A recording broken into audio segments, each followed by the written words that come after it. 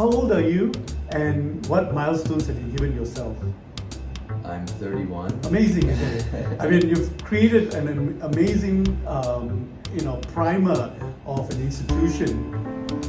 Hello, everybody. Greetings from Dubai in the UAE. I'm with my good friend, Mark Shawan, and he's the co-founder of Sarwa, which in Arabic means wealth.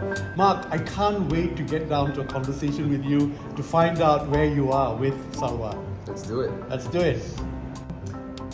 Give me a sense of your own personal journey. Yeah, so I started trading at a young age. My first paycheck, I put in a brokerage account. And after that, my career, I was quite lucky to work in a large pension fund in Canada. This is where I was part of the passive investing team. So we were managing billions of dollars, but we were a very small team compared to the active investing folks. And I was lucky because I learned that there's a great way of managing a portfolio of investments by tracking the market as opposed to actively trying to beat it. So you diversify across indices and you don't try to stock pick the winners and as opposed to you try to diversify. And I was blown away because we worked a lot less, we used a lot more technology and algorithms to generate better results than some of our folks that were trying really hard to beat the market. This was in Canada, right? This was in Canada, in Quebec. It was How old were you then? I was in my early 20s. Wow, amazing. I mean, you're still very young, by the way. And that's the point that I want to get into later, but keep going, yeah. Yeah, so that was a really great exposure, and it stuck with me that at some point I would love to see retail investors and individuals to focus on and work with to really help them invest in the same way, because it could be a very powerful tool to invest. And if you look at the wealthiest people, they didn't generate their wealth from their income. They generate their wealth from their assets or their investments.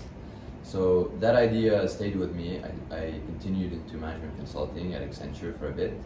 I worked in digital and transformation, and eventually the idea of Sarwa was born to launch the first robo-advisor in the Middle East. You used to come and visit your parents here in the Middle East, right? Yeah, And what did you see when you came here while working in Canada? I saw that a lot of people were parking their cash in saving accounts. So the money was idle, not doing anything. Or they would revert to real estate, and it's a non-diversified way and very illiquid way of investing. So throughout my discussions, I was quite surprised that none of them were using online brokerages or automated investment services so that they could set it and forget it, or invest in ETFs, exchange traded funds, or diversified portfolios.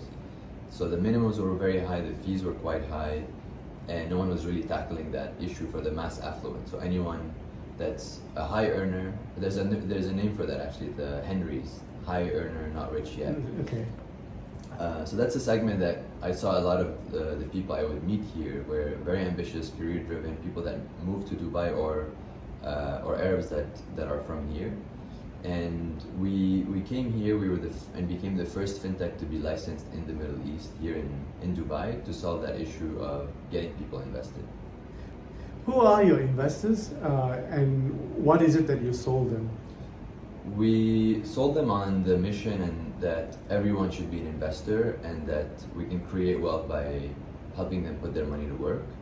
It's the likes of Mubadala, ADQ, 500 Global, and Kipco. So a lot of regional investors and some of them that are international and from the US. So we combined both of them, and they joined us on our mission after just seeing the amount of people that are using the platform, and not just use it as a one-time investment platform, but they continue to use it on a consistent basis. Whenever they get their paycheck, they put an amount with us and continue to invest. So what was Sarwa when it started in 2017, and what is it now?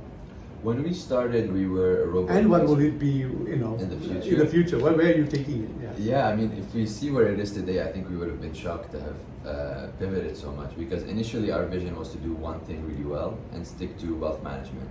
So we were a robo-advisor, which is a fancy term to say we help people invest their money on their behalf and diversify it across many markets, many great companies.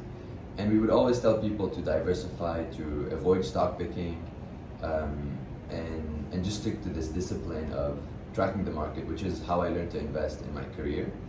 with time, we've evolved to become less of an advisor and much more of an enabler. Our customers started asking us to do trading, to do crypto, or they wanted to save as well. So, and we realized if we want to talk about personalization as an example, or to give better advice, you become only more effective if more of the assets are on your platform and you have greater visibility of what your customers are doing. So today we added Sarwa Trade, Sarwa Crypto, and more recently Sarwa Save, where you can have a higher risk or a lower risk option that suits your needs. You have about 100,000 customers, users, active users. What is the critical success factor to keep those 100,000 and to scale them? I think it's giving people what they want. So we've seen that a lot of people start with one product, but then their needs change, their needs evolve. People that have been with us also for a few years, as their needs become more complex, as their risk tolerance changes, to keep them on the platform, you need to offer products that suit that.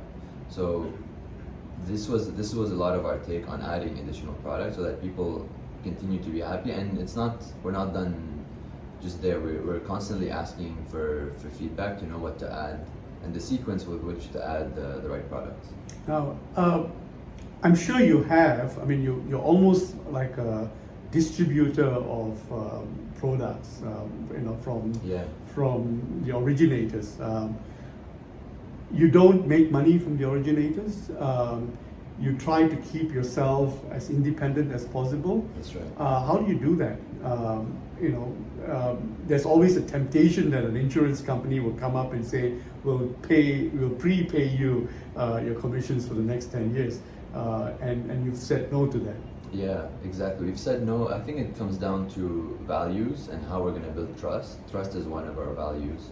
So we have to being independent is something that really worked for us to help build trust as a newer company by recommending funds that we have our personal money in, or that we like just for the sake of having a great product, lower funds. So Vanguard, BlackRock are companies that we do content with them, we invest in their funds, but we don't have any formal contract with them in any shape or form, at least not yet. So it really goes down to trust. It also goes down to, I think, the region where we've seen a lot of really terrible products, honestly. So what you're describing, we've seen some that pay out a lot of fees that are still quite popular, but are dying down with time. So I can't wait to see that slowly die out, or quickly die out rather. So I think these two factors, when we've seen what some of these products and their fee structure that really throw us off, it only fueled our need to exist even more actually in the early days and validate that you need a low-cost, transparent solution. That's amazing. But your brand, have you tested your brand out in the marketplace? Oh yeah, and the brand today it evolved. When we first changed our positioning from robo-advisory to an investment platform that where you can do it all, a lot of people, obviously, and it's a good thing, that's validation that we're evolving. A lot of people are like, what the hell, you were telling me not to pick stocks, or you weren't so adamant on crypto, or what was your view on crypto? Did you change? And we were very open about it to say, yes, if we don't mind changing our opinion. We've seen great investors, even like Ray Dalio, change his view or go out with his view. So I think it's about readapting our position with time, and we love it because it's true. It would have been we would be hypocrites because deep down we're technologists, so we're excited about the technology of crypto, for example. Yet when it comes to investing, it couldn't be frowned upon. So I think it's really a relief to be able to say, this is what we believe in. We believe in long-term investing, and this is a disciplined way to make money.